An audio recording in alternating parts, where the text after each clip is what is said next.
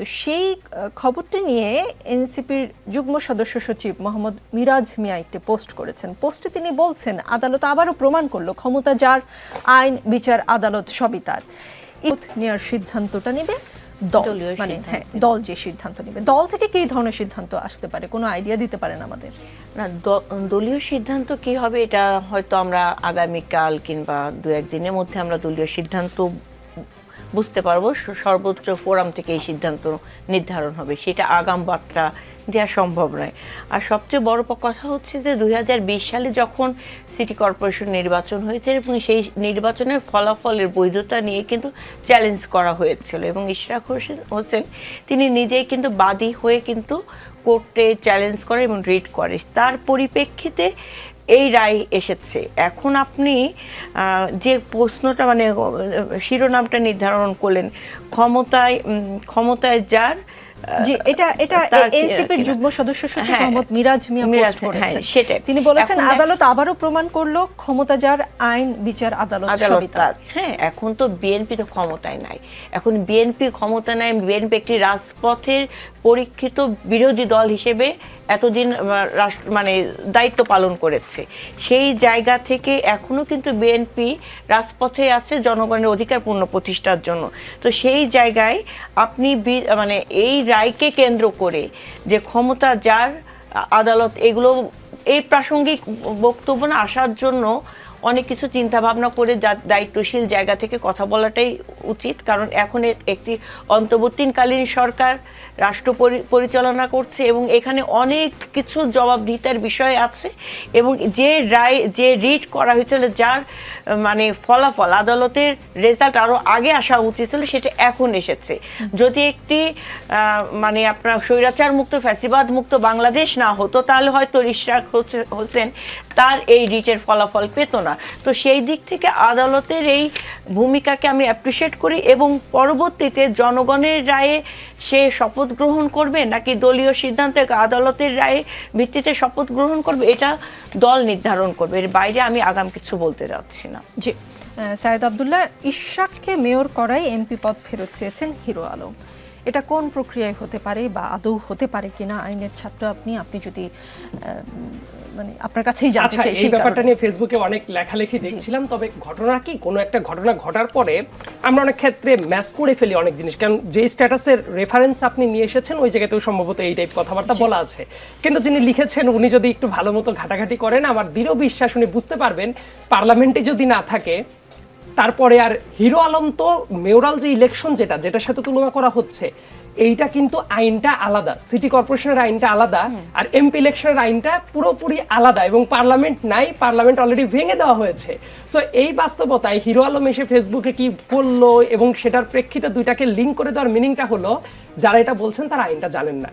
আমার কথা বুঝবার দরকার নাই, জাস্ট একটু সার্চ করলে একটু মিরাজ মিয়া অনেকটা ওইরকম কথাই বলেছেন যে 18 ইলেকশন যদি অবৈধ হয়, 24 ইলেকশন যদি অবৈধ হয়, তাহলে আদালতের রায় সিলেকশনের মাধ্যমে আওয়ামী আমলের ইলেকশনের ফলাফল হিসেবে এখন কিভাবে মেয়র হয়, তাহলে তো ঢাকা 17 আসনে জনাব হিরো আলমকেও এমপি ঘোষণা করা উচিত। একইভাবে ইন্টারিম সরকারের প্রয়োজন নেই, সেই অবৈধ ইলেকশনের বিরোধী দলের 300 জনকেই তো আদালতে এমপি ঘোষণা করতে পারে। আমি বরং মিরাজ মিয়াকে যেটা বলবো যে সুন্দর মতো সিটি কর্পোরেশনের যে আইনটা আছে সেটা দেখলেই খুব ক্যাটাগরি উনি বুঝতে পারবে যে এই ইলেকশনটা হয়েছিল 2020 সালের 1 ফেব্রুয়ারি এবং ইলেকশনটা হয়ে যাওয়ার পরে যদি কারো কোনো আপত্তির জায়গাটা থাকে পরবর্তী 30 দিনের ভেতরে এইটা আপত্তির জানানোর জায়গাটা থাকে এবং ইশরাক হোসেন কিন্তু যেটা করেছে ওই টাইম ফ্রেমের ভেতরেই উনি কিন্তু আবেদনটাও করেছে। যদি এমন হতো ওই টাইম ফ্রেমের ভেতরে উনি আপত্তির জায়গাটা না জানাতো তাহলে এই মুহূর্তে এসে করতে পারতো না। অনেকের বোধহয় একটা বুঝতে যে ভুল হচ্ছে, অনেকে মনে করছে 5 আগস্টের পরবর্তী সময় এসে ইশরাক হোসেন নতুন মামলা করেছে, নতুনভাবে রিট করেছে। নো,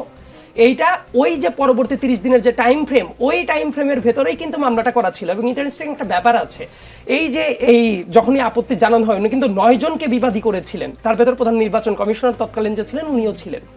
এই ব্যাপারটা 180 দিনের ভেতরে নিষ্পত্তি করার কথা, কিন্তু এইটা আপাত দৃষ্টিতে পরবর্তীতে যেটা হয় বাংলাদেশে যেটা হয়েছে ওইটার হিয়ারিং এর ভেতর দিয়ে কিন্তু যায় নাই। কিন্তু তার মানে এই না যে এই ব্যাপারটা আদালতের শুনানি হতে পারে না, বরং আমি যখন পূর্ণাঙ্গ রায়টা দেখবো, এখন পর্যন্ত যেহেতু পূর্ণাঙ্গ রায়টা দেখিনি, একদম পয়েন্ট ধরে ধরে আলোচনা করাটা উচিত না লিগ্যাল পয়েন্ট অফ ভিউ থেকে।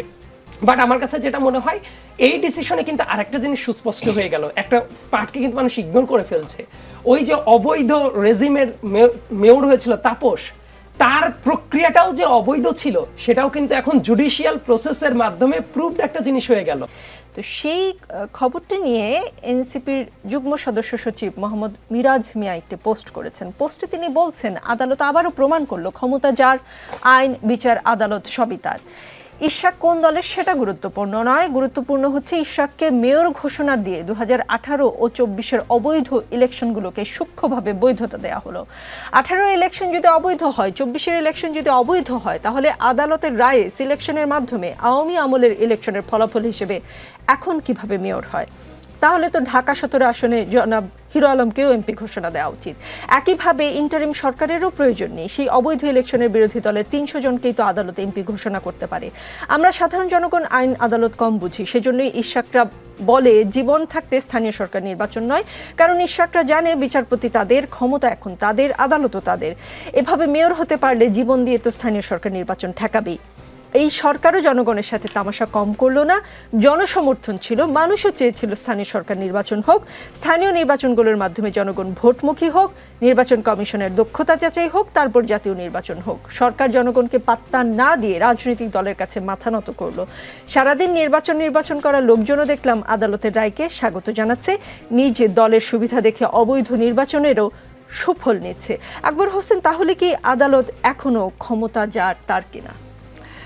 এই প্রশ্নের উত্তর দেওয়াটা আমার জন্য কঠিন, কারণ হচ্ছে যে দেখুন, এটা একটা প্রসেস। অর্থাৎ আপনি যখন কোনো নির্বাচনের ফলাফলে আপনি সন্তুষ্ট না হবেন বা প্রসেস নিয়ে যদি আপনার কোনো অসন্তুষ্টি থাকে, আপনি আদালতে যেতে পারেন। এই আইনটা বাংলাদেশে এখনও বিদ্যমান, এবং যখন ইশরাক হোসেন আদালতে গিয়েছিলেন তখন এটা ছিল। এখন নির্বাচনী ট্রাইব্যুনাল যে রায়টা দিয়েছে এটাই কিন্তু চূড়ান্ত রায় নয় বলেই আমি জানি, কারণ এরপরে এটার বিরুদ্ধে অ্যাপিল করা যাবে এবং আপনি যে কোনো এই ধরনের ট্রাইব্যুনালের পরে আপনি সুপ্রিম কোর্ট পর্যন্ত যেতে পারবেন, তাতে কোনো সন্দেহ নেই। কিন্তু আমাদের দেশের নির্বাচনের যারা এক্সপার্ট, তারা গত প্রায় 15 বছরেই, ইভেন তার চেয়ে বেশি সময় ধরে বলে আসেন যে বাংলাদেশের যে নির্বাচনী ট্রাইব্যুনাল, এটা নিয়ে কিন্তু তাদের নানা রকমের প্রশ্ন ছিল। প্রশ্নটা ছিল যে ট্রাইব্যুনালের বিচারকদের নিয়ে নয়, বিকজ এটার প্রক্রিয়াটা নিয়ে। কারণ হচ্ছে আমরা দেখেছি যে অতীতেও বিভিন্ন সময়ে 2018 সালের নির্বাচনের পর বিএনপিও কিন্তু এরকম নির্বাচনী ট্রাইব্যুনালে গিয়েছিল বা যাওয়ার কথা বলেছিল কিছুটা, কোনো কোনো ক্ষেত্রে তারা কিছু অভিযোগ দিয়েছিল নির্বাচন কমিশনে। কিন্তু প্রশ্ন হচ্ছে সেগুলো সর্ট আউট হয়নি, এবং আমাদের এই যে প্রক্রিয়াটা এত দীর্ঘ, আমরা কিন্তু কখনো, আপনি নির্বাচনে হেরে গেছেন তো হেরে গেছেন, এরপরে আপনার অভিযোগ আর কেউ গ্রহণ করবে না। কিন্তু এখানে একটা রায় এসছে, এটাকে আপনি দুই দিক থেকে দেখতে পারেন। প্রথম কথা হচ্ছে যে, একটা হচ্ছে যে আপনি যে প্রশ্নটা করলেন বা অন্য কেউ যে প্রশ্ন করলো যে আপনি কি আদালতের রায় নিয়ে চেয়ারে বসবেন, নাকি আপনি ভোটের দ্বারা নির্বাচিত হয়ে আপনি চেয়ারে বসবেন। এখন আমরা যদি অতীতের গত 15 বছরের নির্বাচনগুলোর দিকে দেখি, স্পেশালি আফটার 2014, যে এখানে তো আমরা দেখেছি যে আদালত, নির্বাচন কমিশন, সরকার সব মিলেমিশে একাকার, সবই ছিল আসলে মানে গণভবনের এপিট আর ওপিট, যেটা আমরা জেনেছি আর কি। এখন ট্রাইব্যুনাল একটা রায় দিয়েছে এবং এটা নিয়ে নানা সমালোচনা হচ্ছে, মানুষজন সমালোচনা করতেই পারে, যুক্তি দিয়ে সবাই তুলে ধরতেই পারে, কিন্তু এইটার বিস্তারিত রায়ে কি আছে বা রায় আদালত কোন প্রেক্ষাপটে বা কোন বিষয়গুলো কি বিবেচনায় নিয়ে তারা এই রায়টা দিয়েছে, ওইটা না দেখা পর্যন্ত মনে হয় চূড়ান্ত মন্তব্য করাটা ঠিক হবে না, কারণ যেহেতু এখনো আরও প্রসেস বাকি আছে। জি, নিশ্চয়ই। অ্যাডভোকেট নিপুণ রায়চৌধুরী।